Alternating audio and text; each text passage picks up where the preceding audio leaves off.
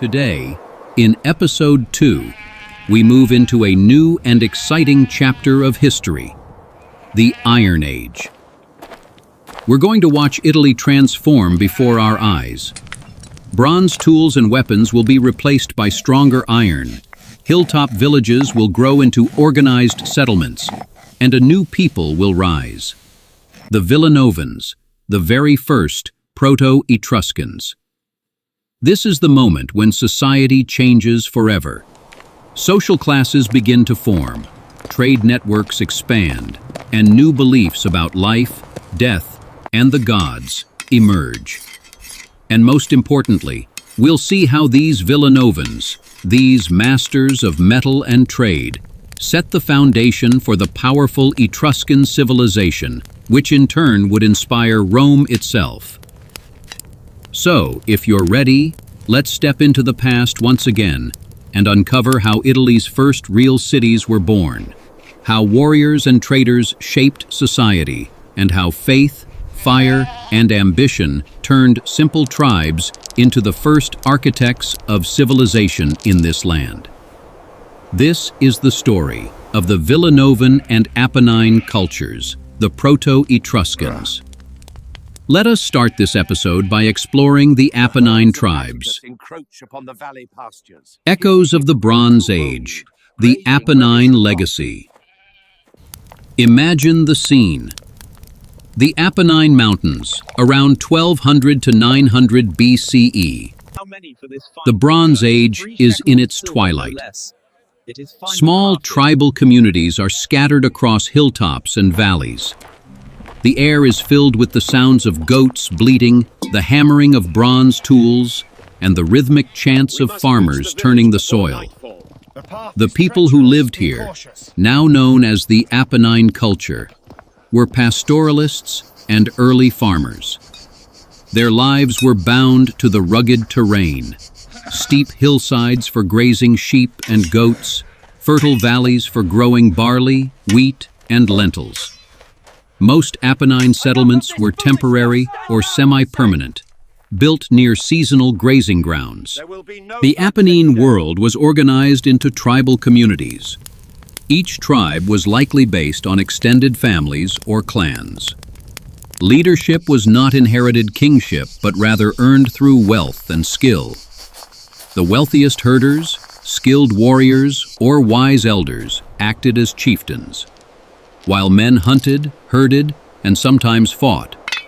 Women maintained households, processed food, and likely played key roles in managing trade within and between tribes.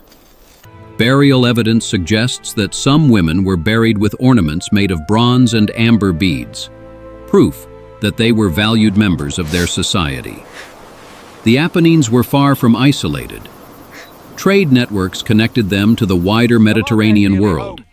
Archaeologists have found Mycenaean-style pottery fragments and Baltic amber in Apennine sites, meaning traders traveled great distances across land and sea to exchange goods. What was daily life like for these people? Picture an Apennine village at dawn. The sun rises over terraced fields where women grind grain on stone querns, turning it into flour for flatbreads baked over open hearths. Children chase goats, learning to herd before they can even speak full sentences. Men sharpen bronze sickles or repair wooden plows before heading to the fields. Smoke drifts from cooking fires where stews of beans, lentils, and barley simmer in clay pots. Their diet was simple but balanced. Grains, pulses, wild herbs, goat's milk, and occasionally meat from sheep or wild game. Cheese made from goat milk was a valuable source of protein, and honey was likely their main sweetener. Clothing was made from wool and animal hides, often decorated with simple woven patterns. Bronze pins and fibulae held garments together, early signs of the decorative fashion that would later flourish among the Etruscans. The Apennines left no written records, but their burial practices reveal their beliefs. Most were buried in simple graves, often curled on their sides, sometimes with personal objects, a bronze dagger, a spindle whorl, or a clay vessel. These grave goods hint at a belief in an afterlife, where personal possessions were needed. Men were buried with weapons, symbolizing their roles as hunters or warriors. Women with ornaments and tools, suggesting their identity was tied to household and family life. Some graves stand out with richer goods, indicating that social hierarchy was already developing. A few contain imported items, like Greek-style pottery, proof that wealthier families had connections with foreign traders. By the 10th century BCE, the Apennine way of life was changing. Several forces pushed them toward transformation. 1. Migration and new peoples. Groups from the north and east began to move into Italy, bringing new customs. 2. Climate shifts. Periods of drought forced changes in farming and herding patterns. 3. Trade routes. Contact with Greeks and Phoenicians increased, introducing new goods and ideas. But the greatest change. By the 10th century BCE, the Apennine way of life was changing. Several forces pushed them toward transformation. 1. Material action and new peoples. Groups from the north and east began to move into Italy, bringing new customs. 2. Shifts. Periods of drought forced changes in farming and herding patterns. 3. New trade routes. Contact with Greeks and Phoenicians increased, introducing new goods and ideas. But the greatest change came from a new technology, iron. The Apennine tribes were still mostly Bronze Age people, but they were already exchanging goods with groups experimenting with ironworking. The transition would be slow for them, but inevitable. For the herds, to battle! Why do the Apennines matter in the story of Italy's rise? Because they represent the foundation of Italic culture. They gave later peoples agricultural traditions that would feed larger cities, trade connections that would later expand under the Villanovans and Etruscans, social structures, tribal councils, warrior elites, and family-based authority that would evolve into aristocratic ruling classes. Though they never built cities or empires, their world prepared the ground for those who would. And so, the Apennine tribes may seem simple compared to the sophisticated Etruscans who followed, but their spirit echoes through history. They were survivors, herders, farmers, traders, people who tamed a harsh land and left behind the first whispers of a culture that would one day build cities, raise temples, and challenge the greatest powers of the Mediterranean. But to reach that future, we must step into a new age where fire and metal would shape destiny. The Iron Age is coming, and with it the Villanovans. Now let us dive into herders, traders, and warriors. Daily life in the Apennines.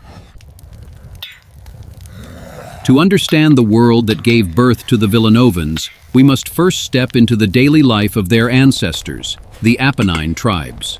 These people were not faceless figures in the shadows of history. They were herders, farmers, traders, and warriors, shaping their lives through hard work, careful trade, and occasional conflict. Their world may seem simple, but in its simplicity lay the foundation for everything that came after. Picture a clear morning in the Apennine Mountains around 1000 BCE. The mist still clings to the valleys as the first light strikes the rocky slopes.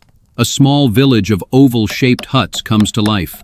Smoke curls from holes in thatched roofs, carrying the scent of wood and boiled barley.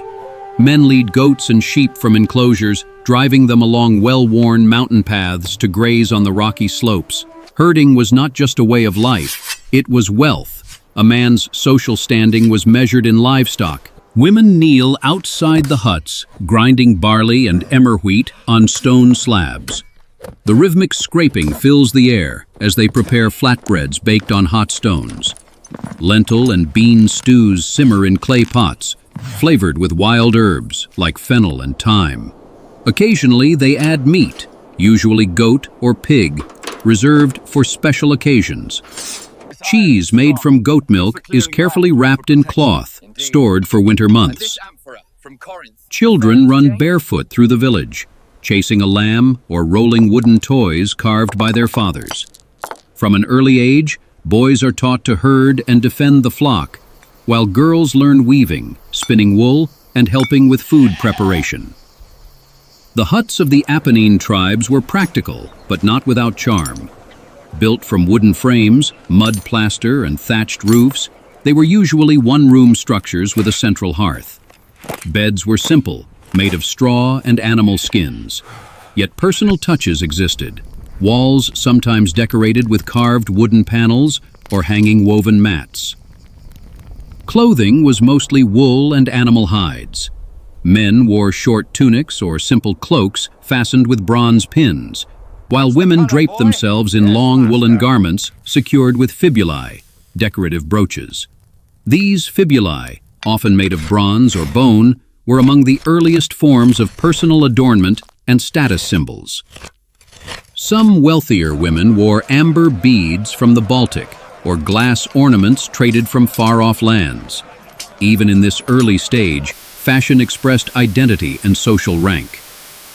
Though often thought of as isolated hill people, the Apennine tribes were connected to a larger Mediterranean trade network. Their position in central Italy made them a natural link between northern and southern communities. Caravans of pack animals moved through narrow mountain passes, carrying goods to coastal traders. Amber from northern Europe, Mycenaean-style pottery from Greece, and bronze ornaments from distant lands have been uncovered in Apennine burial sites, proving their participation in long-distance trade. In exchange, the Apennines likely traded livestock, especially goats and cattle, wool, and leather goods, local bronze items crafted in small workshops. Contact with foreign traders introduced new ideas and technologies, notably early knowledge of ironworking. While the Apennines were slow to adopt iron, they saw glimpses of its potential through imported iron objects. Life in the Apennines was not entirely peaceful. Tribal rivalries over grazing land, trade routes, and honor sometimes erupted into conflict. Warriors were respected figures in society, and young men trained from adolescence to fight. Their weapons were primarily bronze spears, daggers, and axes. Shields made of wood and leather provided basic protection. Battles were likely small-scale skirmishes rather than organized wars. But for these tribes, such conflicts determined wealth, territory, and prestige. A warrior's grave often contained his weapons, buried alongside him as both a sign of honor and a belief that he might need them in the afterlife. Horses were rare but increasingly valued for status and speed. Wealthy warriors may have used small chariots, influenced by contact with more advanced cultures. The Apennines practiced animistic beliefs, seeing sacred spirits in rivers, mountains, and ancient trees. Before setting out for grazing, a herder might place a small offering of milk or grain at a stone shrine. Household hearths were considered sacred, and families likely performed simple rituals to protect the home. Burial customs, as mentioned earlier, reveal their spirituality. A woman might be buried with her spindle, a man with his dagger, reflecting their belief that life's roles continued after death. These simple rituals would evolve over centuries into the complex religious systems of the Villanovans and later Etruscans. By 950 BCE, the Apennine way of life was shifting. Contact with Greek and Phoenician merchants increased. New styles of pottery, exotic beads, and even early iron objects flowed into their world. Some ambitious tribal leaders began accumulating wealth, creating early social hierarchies. The Apennines were unknowingly standing at the edge of a cultural revolution. Their descendants, or neighbors influenced by them, would soon form a new society, one that embraced iron, built planned settlements, and laid the groundwork for city-states. That society would be known as the Villanovan Culture. The Apennines were not merely a world of shepherds and simple farmers. They were traders, warriors, and skilled craftsmen, quietly shaping the traditions that future Italians would inherit. But their time as the dominant culture was ending. A new people were rising, masters of metal, builders of fortified hilltop villages, and the first real step toward the Etruscan world. The Iron Age had arrived, and with it, the Villanovans. Now we can move on. The dawn of iron, technology that changed Italy. Every great civilization rises on the back of technology. For the ancient peoples of Italy, that leap came with a new metal, iron. Harder, stronger, and more abundant than bronze, iron would transform everything, from how people farmed their land to how they fought their wars. The Apennines were the twilight of the Bronze Age. The Villanovans would be the heralds of the Iron Age. The arrival of a new metal. Around 950 BCE, the first iron artifacts began appearing in Italian archaeological sites. At first they were rare, simple knives, pins, and ornaments, often imported from outside Italy. But by 900 BCE, something changed. Local production began. The Villanovan culture, emerging in northern and central Italy, was among the first in the region to master iron smelting. Unlike bronze, which required long-distance trade for copper and tin, iron was abundant in Italy. The island of Elba and the Tolfa Hills near modern Rome held rich deposits of iron ore, and Villanovan blacksmiths quickly learned to exploit them. The earliest smelting techniques were crude. Charcoal-fired furnaces were used to heat the ore until the metal could be hammered into shape. But even these basic techniques produced stronger and more durable tools than bronze. The shift from bronze to iron changed society in profound ways. Agriculture transformed.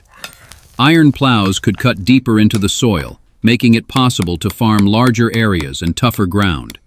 Grain yields increased, supporting growing populations and freeing some people from farming to specialize in other trades. Warfare intensified. Iron swords, spears, and arrowheads were cheaper and easier to produce in large numbers. This allowed even less wealthy warriors to arm themselves properly, changing the balance of power in tribal warfare. Economic shifts. Bronze had been a luxury controlled by elite traders. Iron's availability weakened this monopoly, giving rise to new warrior elites based on martial skill rather than just wealth. Trade networks expanded. Italian iron became a sought-after resource. Greek and Phoenician merchants eagerly exchanged pottery, luxury goods, and wine for Villanovan iron products. Picture a Villanovan metallurgy workshop around 850 BCE. The scene is alive with sparks and heat. In a small, smoky hut, blacksmiths heat chunks of iron ore in a clay furnace packed with charcoal. A young apprentice pumps the bellows, sending flames roaring hotter. The metal glows orange before being pulled out with tongs and placed on a stone anvil. Hammer blows echo through the village as the iron is shaped into tools, weapons, and ornaments. The work is dangerous, and skilled smiths hold great respect in society. A good blacksmith could craft not only strong plowshares and axes, but also elegantly decorated fibulae and intricate helmets that doubled as status symbols. For ordinary people, iron meant better tools. Followers used iron sickles and plows, allowing for faster harvesting and more fertile fields. Carpenters built stronger wooden structures using iron chisels and nails. Weavers used iron needles to produce finer garments. Even household items improved. Knives, cauldrons, and cooking spits were increasingly made from iron. The presence of iron also changed food production. Larger fields meant surplus grain, which could be stored or traded. This surplus supported specialized workers, blacksmiths, traders, and even full-time warriors. Iron weapons gave rise to a new warrior aristocracy. Unlike the Apennine world, where wealth was tied to herds, power now depended on the ability to command warriors and defend territory. Some Villanovan graves from the 9th and 8th centuries BCE show this shift clearly. Warriors were buried with iron swords, helmets, and horse harnesses, signaling their elevated status. Horses, once rare, became prized possessions of the elite, symbolizing both wealth and military power. As power concentrated in the hands of these warrior elites, tribal societies began evolving into more structured chiefdoms, paving the way for the city-state model that the Etruscans would later adopt. Iron didn't just change Villanovan society, It connected them to the wider world. By 800 BCE, Villanovan iron goods were being exchanged with Greek and Phoenician traders who had begun establishing trading posts along the Italian coast. The Greeks brought fine pottery, wine, and new artistic styles. The Phoenicians introduced glass beads and exotic luxury items. Archaeological finds, such as Greek geometric pottery and Villanovan graves, show how interconnected the Mediterranean world was becoming. These contacts also introduced new ideas, urban planning, religious practices, and even political concepts that the Villanovans would adopt and pass on to the Etruscans. We already touched the Villanovan history a little in the first episode. Now we are going to dive deep in the full history. The birth of the Villanovan culture, hilltop settlements and new societies. By the dawn of the 9th century BCE, Italy was changing. The old tribal ways of the Apennines were giving way to something new: permanent villages, planned layouts, and a sense of shared identity that went beyond family or clan. This was the beginning of the Villanovan culture, the first true step toward urban life in Italy and the foundation upon which the Etruscans would rise. The Villanovans chose their settlements carefully. Most were built on elevated hilltops, taking advantage of natural defenses.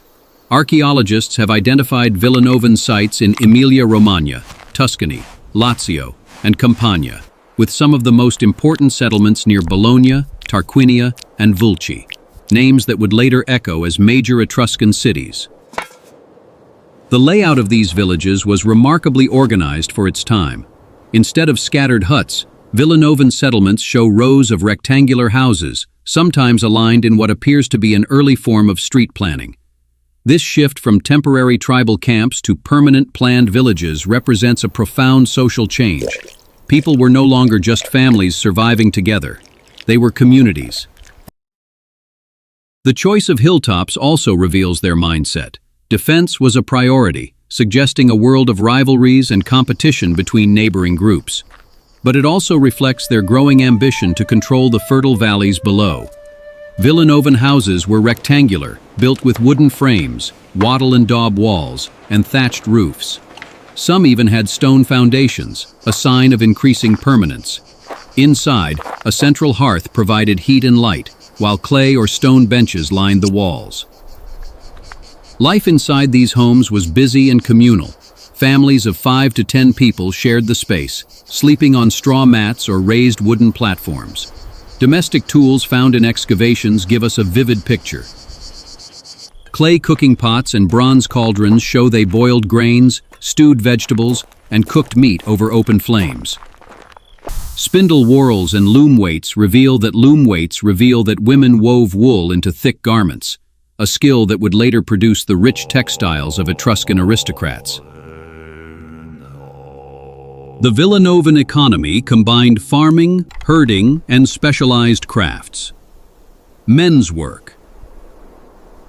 Filling fields with iron plows and harvesting grain. Ferding sheep, goats, and pigs, which provided meat, milk, and wool. Rafting tools, weapons, and ornaments in small metallurgical workshops. Women's work. Managing the household economy, cooking, weaving, and preserving food. Baking pottery, often decorated with geometric designs. Participating in local trade, likely exchanging textiles and food for tools or luxury goods. The roles of women were clearly important. Wealthy women, as seen in graves, possessed fine jewelry and imported items, suggesting they influenced family alliances and trade relationships. Children were trained early in their future roles. Boys learned farming and blacksmithing from fathers, while girls learned weaving and household management from mothers. Their diet was rich and varied for the time. Thanks to iron tools and improved farming techniques, they produced grains, barley, wheat, and millet, ground into flour for flatbreads and porridge. Flegumes, lentils, beans, and chickpeas, boiled into stews with herbs. Fruits and nuts, figs, wild berries, and chestnuts gathered from forests. Olives and grapes. Early cultivation suggests they pressed oil and produced primitive wine. Millet and dairy. Goat, pig, and sheep provided meat, milk, cheese, and occasionally butter. Coastal communities occasionally traded for or caught fish. Meal preparation was communal, often around a central hearth, reinforcing family bonds. The Villanovans were skilled artisans, and their craftsmanship reflected their society's growing complexity. Excavations reveal pottery with fine geometric patterns and burnished surfaces. Ibulae, brooches, made of bronze or iron, sometimes intricately decorated. Helmets and armor, both practical and decorative, used by warrior elites. Horse harnesses and bits, symbols of wealth and mobility. Workshops likely operated within villages, producing goods not just for local use, but for trade with neighboring tribes and foreign merchants. The shift from tribal to communal life required new forms of organization. Though no written records survive, archaeologists infer governance from settlement patterns and social hierarchy. The presence of larger houses and richly furnished graves suggests that influential families, probably warrior leaders or wealthy traders, held power. These elites may have formed councils of elders or chieftains, controlling trade, managing disputes, and organizing defense. The increasing complexity of Villanovan society foreshadowed the structured political systems of the Etruscan city-states. Villanovan villages were not isolated. They formed part of a network of trade and cultural exchange that stretched across the Mediterranean.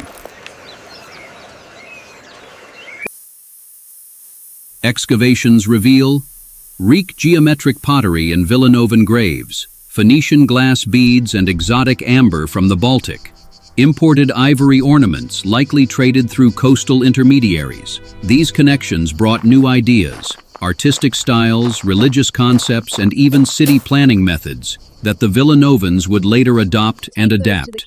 What truly sets the Villanovans apart from their Apennine ancestors is their sense of identity. They were no longer just small tribal groups. They were communities with shared traditions, planned settlements, and growing social structures. Their villages buzzed with life, blacksmiths hammering iron, farmers tending larger fields, traders preparing goods for exchange. It was a world looking forward, not just surviving day to day. The Villanovans were builders, planners, and innovators. They carved out villages on high hills, forged new tools from iron, and organized themselves into communities that were more than just families. They were the first Italic societies with a true sense of belonging. But their story does not end with daily life on the hills. To truly understand who they were, we must step into their cemeteries, for it is in death that they spoke the loudest about how they lived. Masters of metal, metallurgy, and craftsmanship. Metal was power. In the Villanovan world, those who could master fire and shape iron held the keys to wealth, war, and prestige. From smoky workshops on hilltops to lavishly adorned warriors in their graves, metallurgy defined this culture. It was more than a craft. It was the heartbeat of a society on the rise. Imagine entering a Villanovan workshop around 850 BCE. The air is thick with smoke. Sparks dance in the dim light as a blacksmith hammers a glowing piece of metal on a stone anvil. The rhythmic clang of iron striking iron echoes across the village. Apprentices work the bellows furiously, forcing flames to roar hotter inside clay furnaces. These blacksmiths were not ordinary craftsmen. In Villanovan society, they were respected specialists, almost magical figures in the eyes of common villagers. They took raw earth, iron ore from Elba or the Tolfa Hills, and transformed it into tools, weapons, and ornaments that changed lives. Blacksmiths were likely tied to elite families, producing custom weapons for warrior aristocrats and luxurious items for wealthy households. Their skills elevated them above ordinary farmers and herders, and in some cases, they may have been part of the emerging elite themselves. The Villanovan metallurgical process was still relatively primitive compared to later Etruscan techniques, but it was advanced for its time. Melting the ore. Iron ore was heated in clay furnaces packed with charcoal. The process produced a spongy mass of iron known as a bloom, which had to be hammered repeatedly to remove impurities.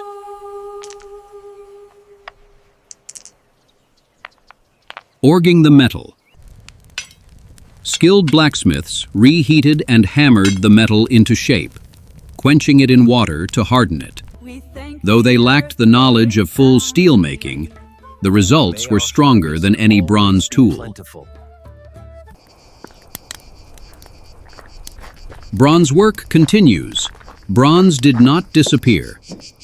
For ornamental and ceremonial items, bronze remained preferred for its shine and ease of casting.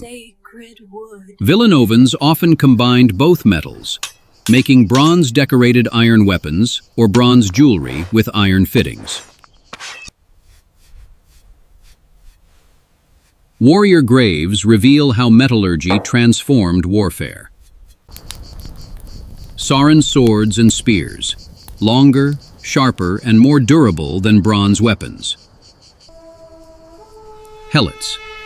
Bronze helmets with intricate rapusa-hammered designs, often symbolic as much as protective.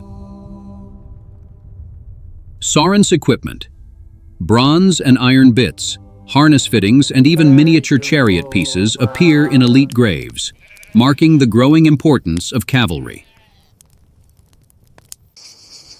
Weapons were not just tools of war, they were symbols of status. A finely forged sword or ornate helmet could mark a man as a leader, and these items were often buried with their owners to signal their importance in life and the afterlife. The Villanovans were not only practical metal workers, they were artists. Their craftsmanship extended to personal adornments. Frami brooches. The Villanovans developed various fibula designs from simple bow-shaped pins to elaborate pieces with spirals and decorative beads. These were essential for fastening garments and also served as status symbols. Finest attic wares for your home. Jewelry. Bronze bracelets, rings, and necklaces, sometimes decorated with geometric patterns or amber beads, were popular among women. Mandi roars and grooming tools. Though less common, bronze mirrors and cosmetic tools found in women's graves suggest a growing concern with personal appearance among the elite. These ornaments, along with imported luxury goods, showed that wealth was becoming concentrated among aristocratic families. The Villanovans decorated their metalwork with geometric and symbolic motifs. Zigzags, swastikas, an ancient symbol of the sun and good fortune, and meanders. These patterns may have had religious or protective meanings, connecting metallurgy to spirituality. Some scholars believe that blacksmiths themselves may have held ritual roles, as in many ancient societies where metalworkers were seen as mediators between humans and the divine because they worked with fire and earth. Stronger than any bronze. Indeed. The widespread use of iron reshaped the Villanovan economy. 1. Cultural expansion. Iron plows and sickles increased food production, leading to surplus grain that could be traded. Traders boom. Villanovan iron tools and weapons became valuable trade goods. In return, they acquired Greek pottery, Phoenician glass, and exotic amber. Passing sick. Not everyone farmed anymore. The rise of full-time artisans, smiths, potters, and traders marked a move toward a more complex economy. Workshops were not just places of labor, they were centers of social and economic interaction. Traders visited to commission goods. Warriors came to request weapons. And wealthy families placed orders for jewelry and ornaments. These workshops may have also served as information hubs, where news from distant regions traveled along with trade goods, connecting Villanovan villages to the wider Mediterranean world. The Villanovan mastery of metal laid the foundation for Etruscan wealth and power. Etruscan city-states would later refine these techniques, producing exquisite bronze statues, elaborate jewelry, and advanced weapons. But it was the Villanovan smiths who first transformed metal into a tool of economic growth, military dominance, and social prestige. What terms do you propose for an exchange of goods benefiting both our peoples? Metal defined the Villanovans. From the humble iron plow that tilled their fields to the ornate bronze helmet buried with a warrior king, every piece of forged metal told a story of ambition, skill, and power. It was this mastery of fire and earth that gave them the confidence to build bigger settlements, organize new social systems, and dream of something greater. And in their cemeteries, we find the clearest evidence of how much they valued both life and death. The graves speak, burial rites and social hierarchies. Did you have a good day? Yes, not too bad. The living may build villages, fight wars, and forge tools, but it is in death that they reveal who they truly were.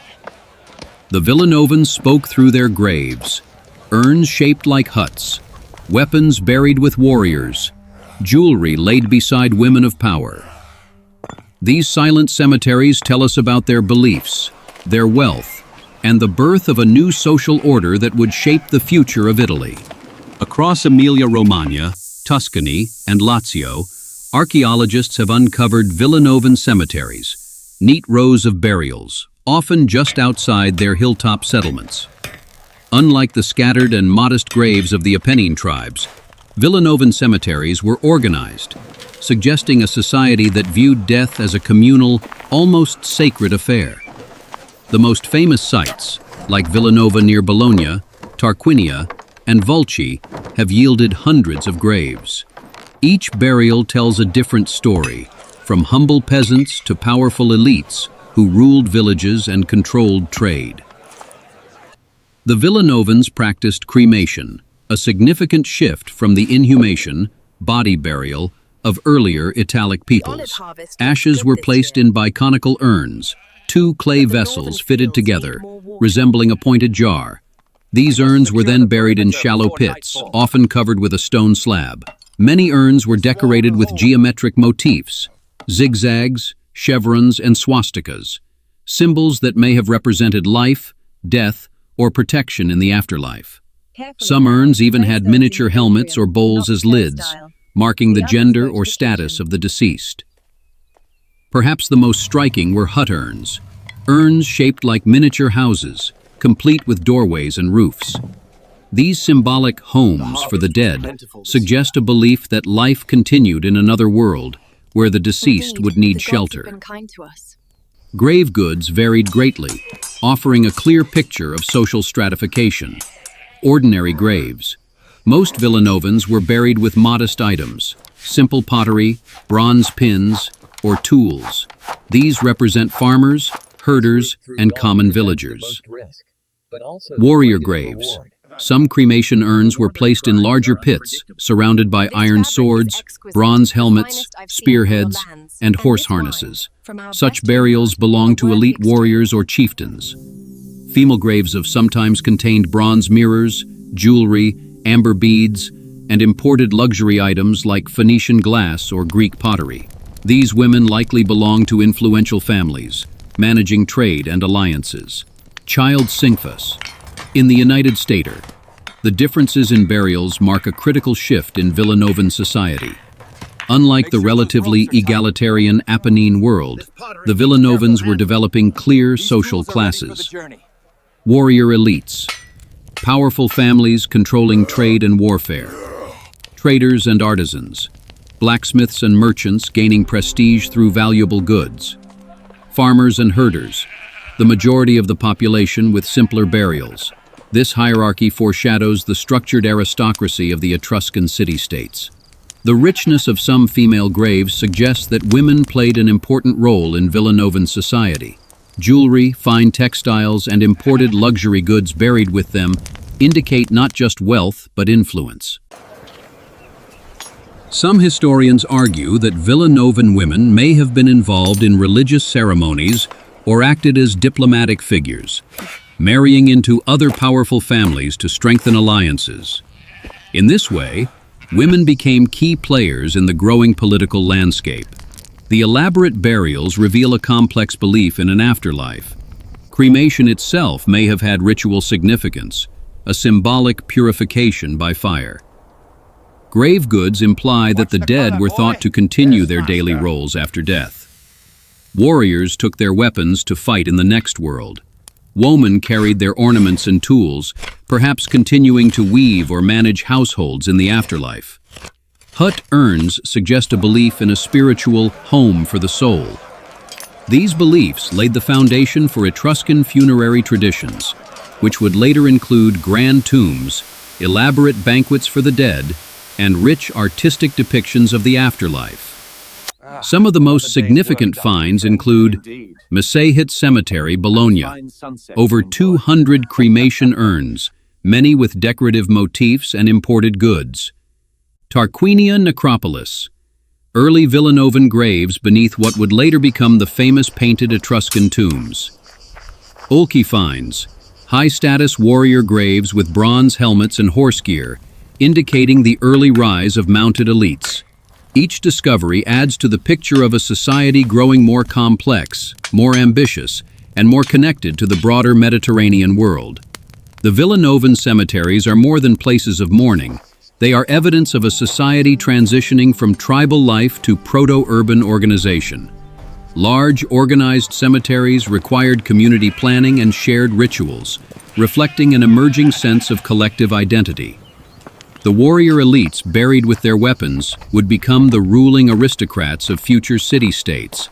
The women buried with luxury goods would be the ancestors of Etruscan noblewomen, famed for their influence and independence. The Villanovan dead whisper to us across time. Through their urns, weapons, and ornaments, we glimpse a world in transition, a society where power was no longer just about survival, but about status, wealth, and belief in an afterlife. These graves are not just silent markers of death. They are milestones on the road to civilization. From these cemeteries would rise the great Etruscan cities, and from them, one day, Rome itself. Women of power, female status, and family life. In most ancient societies, women are shadows, rarely mentioned, often invisible in the records. But in Villanovan Italy, the story is different. Their graves speak of wealth and respect. Their jewelry, imported goods, and carefully arranged burials reveal a truth often overlooked. Women were not just mothers and wives. They were influential figures in family life, trade, and even politics. The roots of the famously independent Etruscan women can be found here, among the Villanovans. The Villanovan family was patriarchal in structure, but women clearly held significant authority within the household. The hearth, the sacred fire that provided warmth and cooked food, was managed by women, symbolizing their role as keepers of life and continuity. A Villanovan home revolved around the daily labor of women, grinding grain, preparing stews, weaving textiles, and managing food storage. But this was more than simple domestic work. It was economic management. A skilled woman ensured surplus food for trade, and finely woven textiles became valuable exchange goods. Wealthy families relied on women not only for household management, but also for strengthening political and trade relationships through marriage and diplomacy. The richest evidence of female status comes from their burials. Some women were cremated and placed in lavishly decorated urns surrounded by bronze mirrors, symbols of refinement and possibly ritual use. Brooches, often ornate and made of bronze or silver, marking status.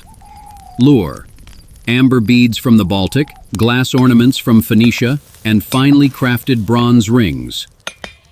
In Villanovan belief, these objects would accompany them to the afterlife, continuing their role as providers. The presence of such valuable goods suggests that women could inherit or control wealth, or at least were publicly recognized as significant members of the family. Marriage in Villanovan society was not just a personal union, it was often a political and economic alliance. Powerful families likely arranged marriages to strengthen trade relationships or secure peace with neighboring villages. Women, therefore, became diplomatic figures. A woman marrying into a wealthy family might bring dowries of textiles, jewelry, or livestock, strengthening economic ties between clans. Once married, she often retained ties to her birth family, acting as a bridge between two powerful houses.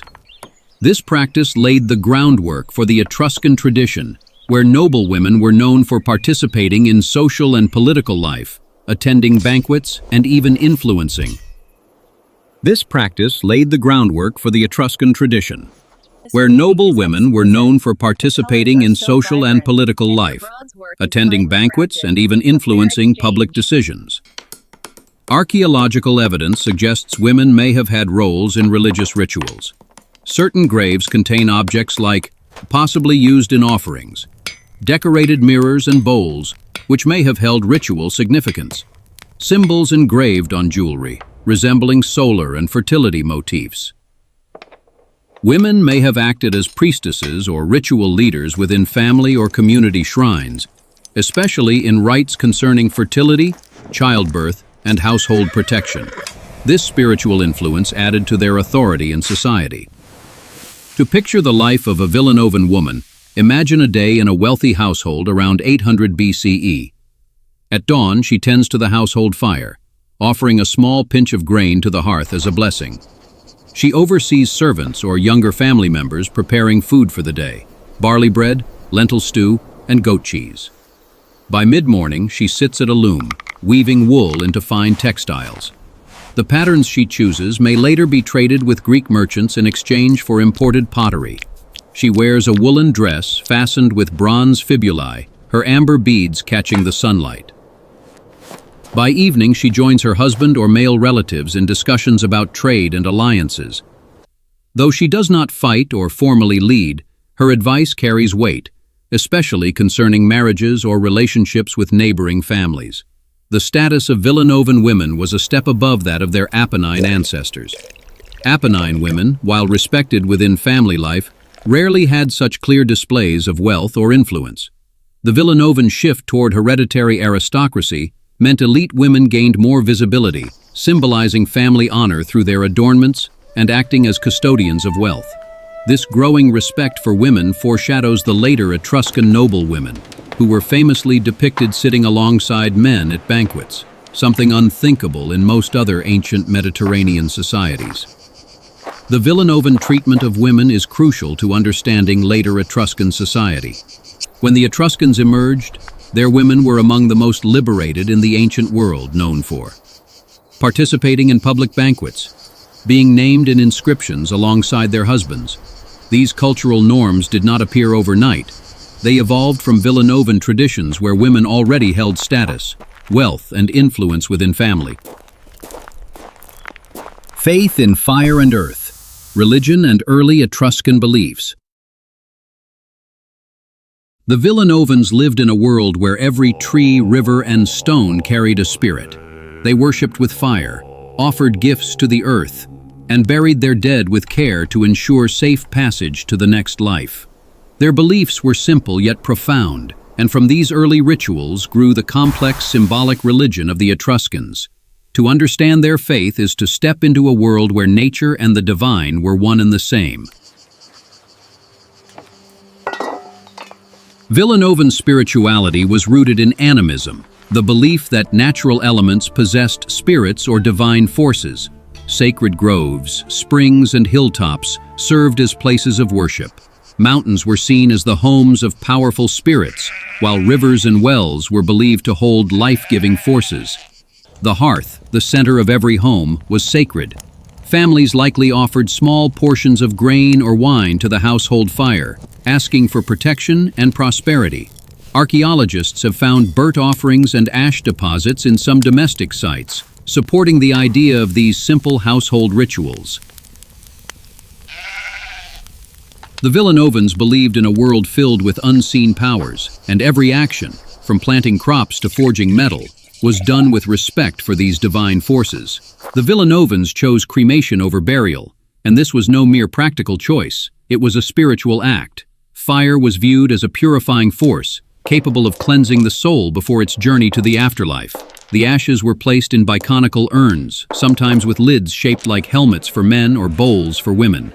The urns themselves, often decorated with solar symbols, zigzags, and meanders, may have represented prayers for protection or rebirth.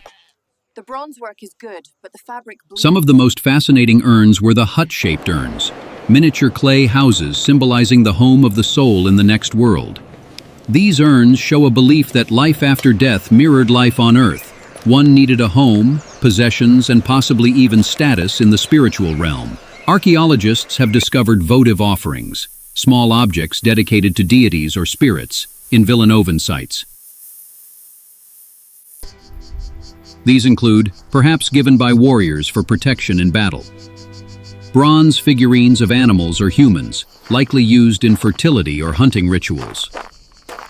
Decorated bowls and cups, offerings of food or drink placed in sacred spots. These votive objects were often deposited in springs, rivers, or near ancient trees, suggesting that natural locations were considered holy. While no grand temples existed in the Villanovan period, open-air sanctuaries were common. Archaeological evidence from later Etruscan sites built on Villanovan foundations suggests that some sacred locations maintained continuous use over centuries. These sanctuaries were simple, stone altars or cleared spaces near natural features. Villagers likely gathered for seasonal rituals, praying for good harvests, healthy livestock, or protection in war. Thoughtful.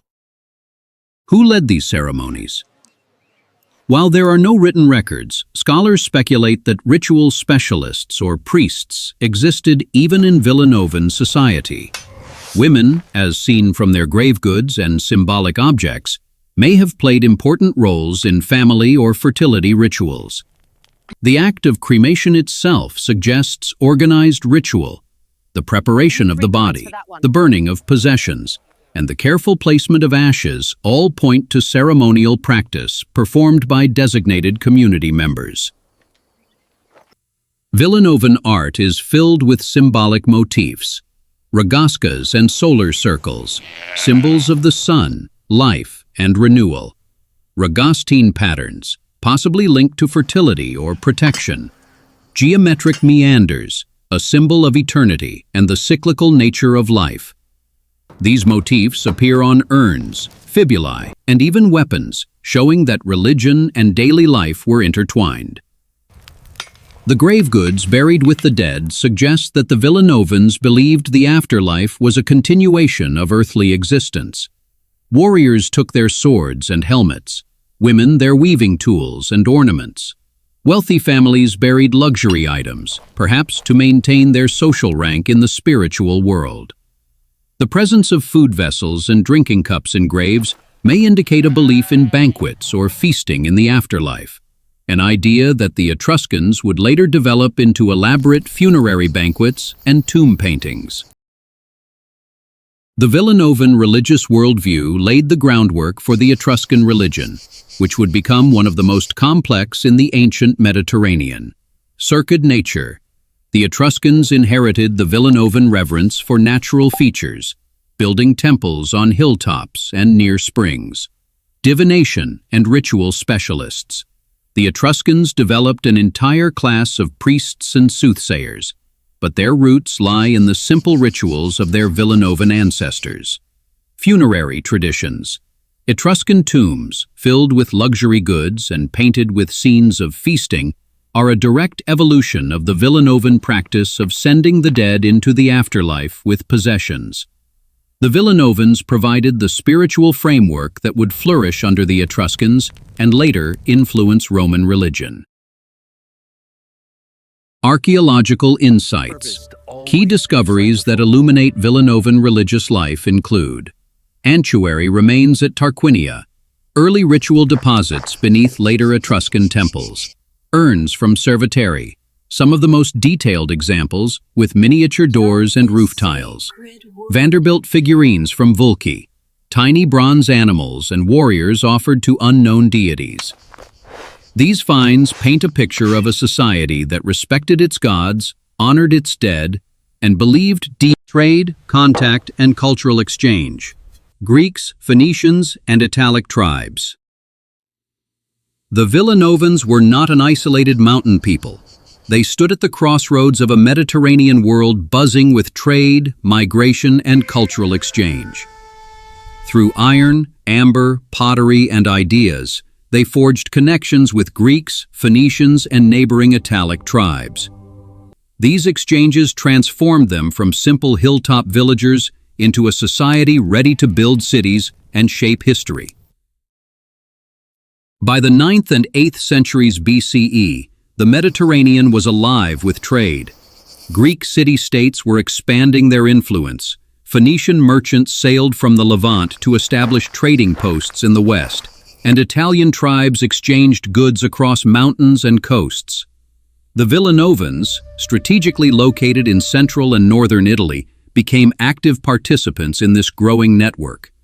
Their iron production, combined with access to fertile valleys and key trade routes, made them valuable partners. The Villanovans produced and exported 1. Iron tools and weapons. Villanovan blacksmiths forged plowshares, sickles, swords, and spears that were sought after by neighboring Italic tribes. 2. Warrant and textiles. Women wove thick woolen garments, sometimes decorated with geometric patterns, which were exchanged for luxury goods. 3. Livestock and agricultural products. Grain, cheese, and animals were part of local trade, especially with nearby tribes. 4. Bronze jewelry and fibulae.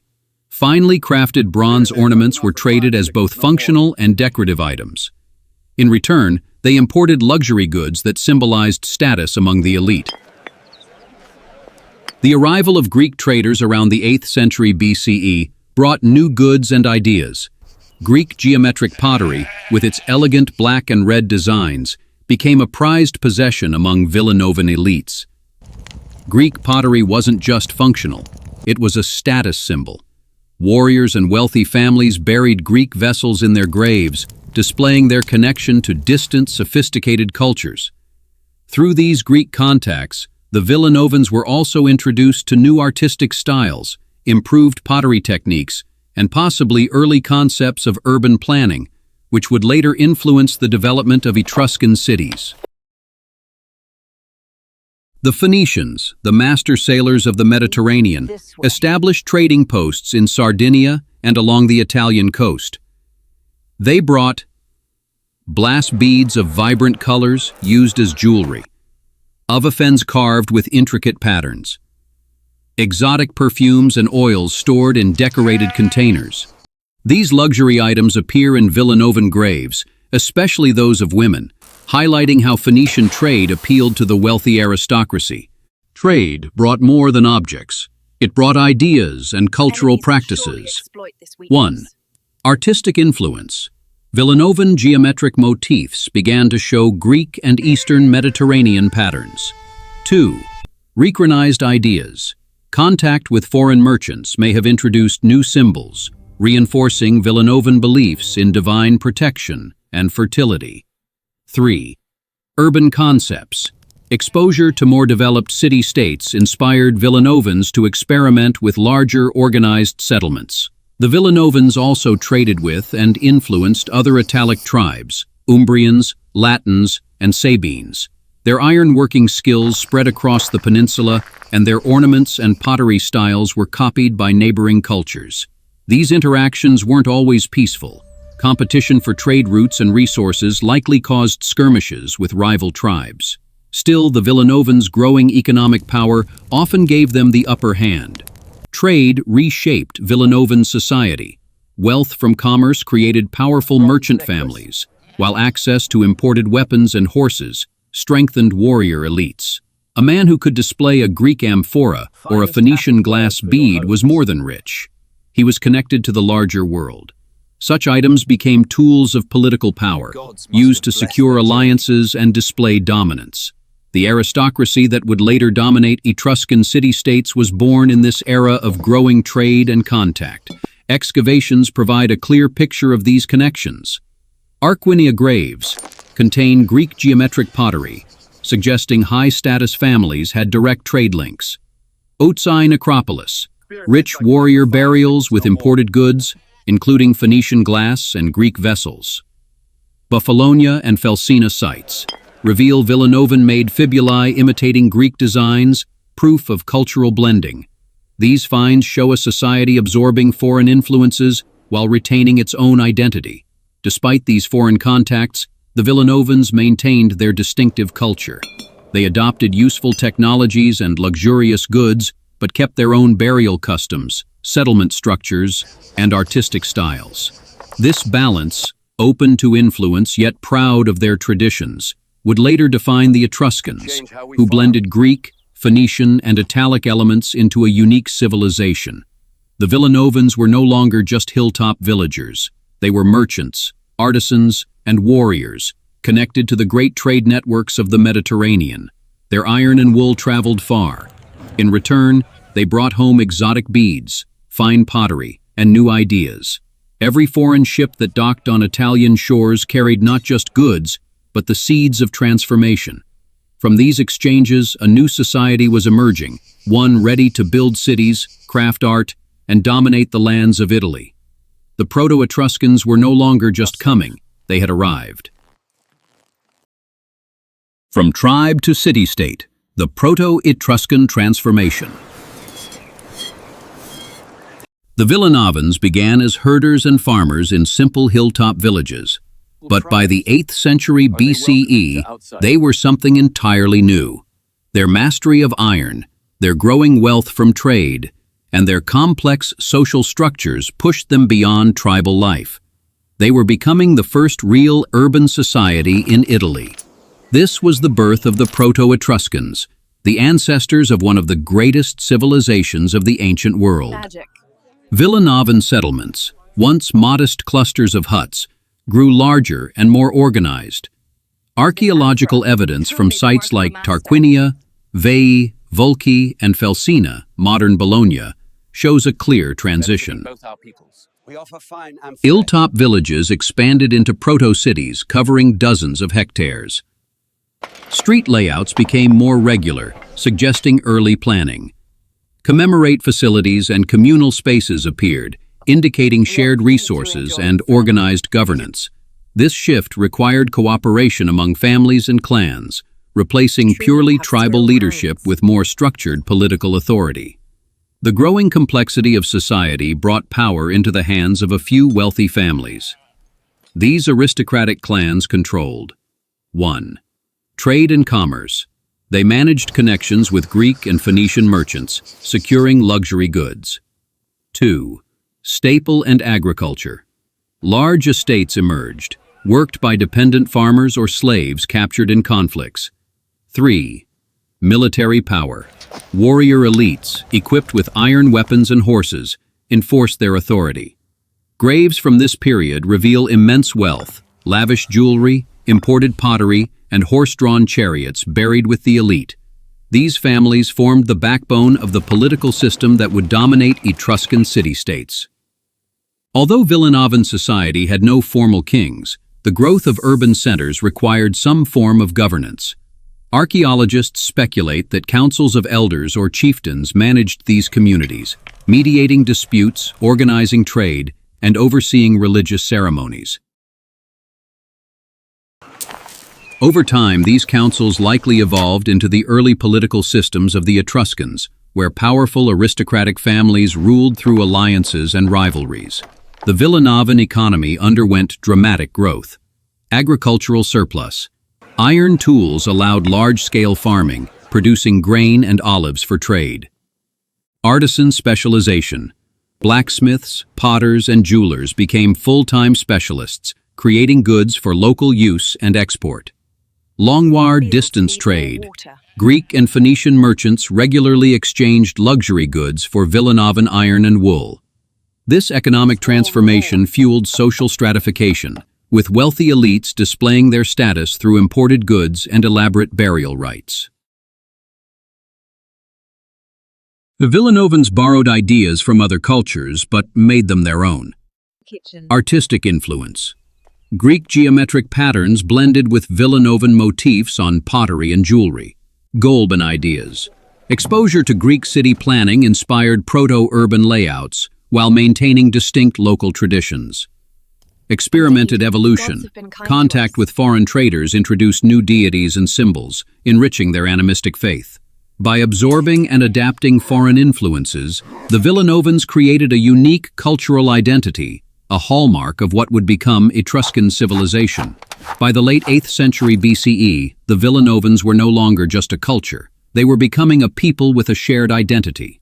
They spoke an early form of the language that would later evolve into Etruscan, practiced common burial rites, and built increasingly sophisticated settlements. Historians debate whether the Villanovans were ethnically Etruscan or simply their direct cultural ancestors. Most agree that by 750 BCE, the transition was complete. The Villanovans had evolved into the Etruscans. Several archaeological sites mark this transformation. Tarquinia, one of the earliest Villanovan villages to evolve into a full Etruscan city-state.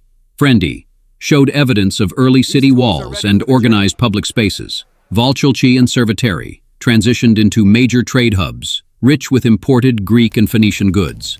Elsina, Bologna, the northern Villanovan stronghold that later became an important Etruscan city. These cities would dominate trade, politics, and culture in central Italy for centuries to come.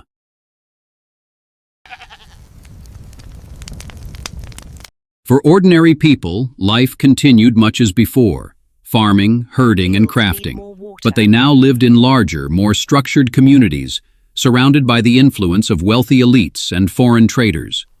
Villanovan warriors, once local protectors, became the armed enforcers of aristocratic families. Women of high rank, adorned with Greek jewelry and Phoenician glass beads, held influence in family and religious life. The humble tribal past of the Apennines was disappearing, replaced by a society that looked toward the future, toward cities, written language, and monumental art.